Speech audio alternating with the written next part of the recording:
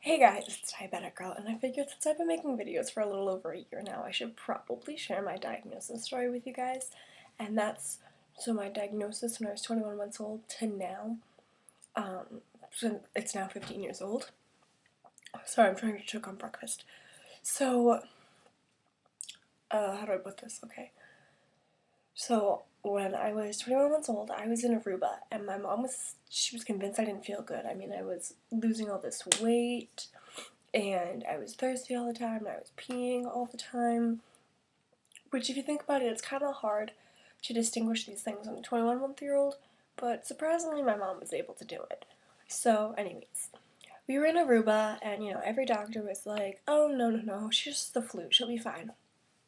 My mom was just kind of like, oh, okay, and just sort of took it. But on our way home from Aruba, which is my actual diagnosis date, which is January 14th, 1998, I was sort of starting to slip in and out of consciousness, and there was a nurse on the plane who happened to save my life. She resuscitated me, and I was fine. To this day, she will not take credit for it, and it's kind of weird, but I guess I can understand where she's coming from. So anyways, we get back into Boston, and I'm rushed to Children's Hospital Boston. And my grandparents and my mom are all sort of sitting, like, in the room, and the doctors come in and they say, your daughter has diabetes. If you had waited any longer, she would have died. Which is true. The doctor told my parents if I had been any later than 2 hours, I would actually be dead. So I'm very thankful with that. Now, if we rewind about 3 weeks, on the plane into Aruba, whatever I was eating actually gave me food poisoning. While the doctors think that might have been what offset my diabetes, we're really not sure even to this day, and it's been 15 years. So now if we rewind to back where we were, they're teaching my mom that she's going to have to give me shots, and she's freaking out because she doesn't want to hurt her kid, which is logical and understandable. And then, so, we go home, we take care of it, nothing really happens, but between the ages of like 2 and 4, I was spending a good portion of my year in the hospital. Like, there wasn't one year my parents had planned Christmas for the hospital if that were to happen.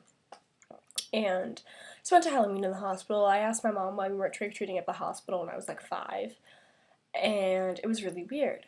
But then, essentially after that, nothing really happened until I was like 6 or 7 when my grandfather tried to give me shots so I could go away with them. And then a year later, when I was 8, I was starting to go through this like phase where I really just didn't want to talk about my diabetes. I didn't want anyone to know, none of that. And so I started going to Clara Barton Camp, and that place changed my life. I was proud of who I was, and I saw that I really wasn't alone. There were people everywhere that were dealing with diabetes. It wasn't just me. And camp has changed my life so much, and I'm so glad I go, and we'll talk about that in a little bit. So anyways, nothing really happens for a while, and then when I'm 9, I get put on an insulin pump, and I was wearing a MiniMed 722, and I loved it.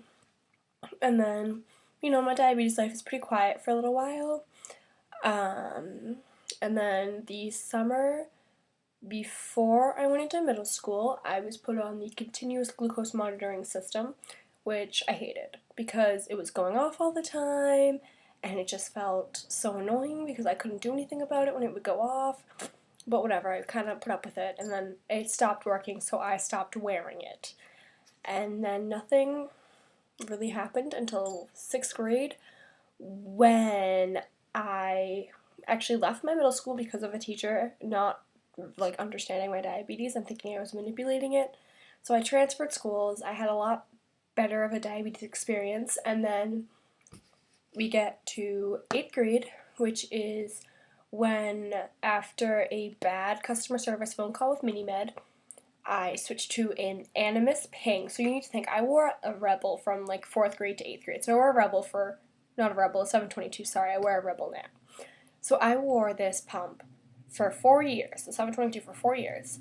And then I have one bad customer service call, and I flipped out. I was like in a really bad mood. I just didn't give a crap. And so I took the pump and I said, guess what, I'm done. Good news was, at least that day I was going to Jocelyn so they could help me out. And I had connections with other pump companies. such as the Omnipod, which I actually really wanted to wear, but I have super sensitive skin, so it wouldn't have worked. But the Omnipod guy who like used to be their rep, him and I would like talk all the time about random stuff. And at the time when I first met him, that was when Nick Jonas was wearing the Omnipod, and I really liked the Jonas Brothers. I was like, oh my god, Mom, I want to be just like Nick Jonas. Anyways, I'm glad that I'm not like that anymore. But so I chose the Animus Ping because I could bolus right from the meter, so I could finally like put my pump wherever I needed to when I wore a dress, and I didn't really have to worry about it, and that was like wonderfully amazing. And so then I wore that pump for about 6 months. The only problem was it was always breaking. You drop the meter, it broke. I'm a klutz. It didn't work for me. So this summer between 8th grade and my freshman year, I started to go on a pump break, and I just did shots, and I hated it. I love my pump. I hated the shots, like, Jesus Christ. I had to stop every time I wanted to eat, and it was really annoying. I could not stand it. So then, in October of my freshman year, I went back on my pump, and this time I fought with Mini-Med to go back on their 723 Rebel, which is the pump I wear now, which is the one that you've seen in most of my videos. So, you know, here I am just being all like, yay, go pump, and like, my freshman year also started a new sort of chapter in my diabetes life, because at the end of my freshman year, I found out that one of my Clara Barton Camp staff members was leaving, and I was devastated. I had known her since I was 7. I didn't think I could handle it.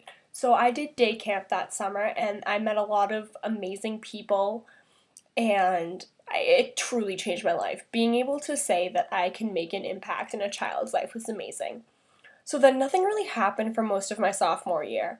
And at the end of my sophomore year, I went back to day camp, and I was a counselor this year. And I had kids, you know, tell me I was a huge inspiration, blah, blah, blah. And it was amazing. And I really did feel like I made a difference for once in my life. So that brings us to now, my junior year in high school. Well, I guess you could say it's been a rough and tough year because my diabetes has just been sort of all over the place, but I deal with my punches as they come, and it's fine. You know, my A1C is coming back down because I had a little bit of an uh-oh, and it's back down, and I was recently medically cleared to get my driver's license, which is good, and my diabetes turned 15, and it was a big deal for my mom and I because that means we'd made it through 15 years of just being able to do it, and we were both so proud because honestly, when the doctor said 15 years ago she doesn't have much longer, we literally thought I don't have much longer. So I have to say my journey has been amazing.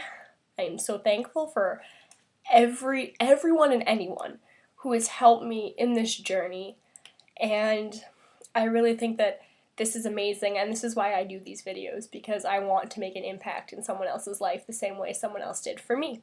So as you guys know, I'm a diabetic girl. This was my diabetes story, and starting once a week I'm going to post diabetic vlogs, so whether I'm ranting about a blood sugar or whatever, you guys will get to take a look into that. So I'll see you guys later. Bye!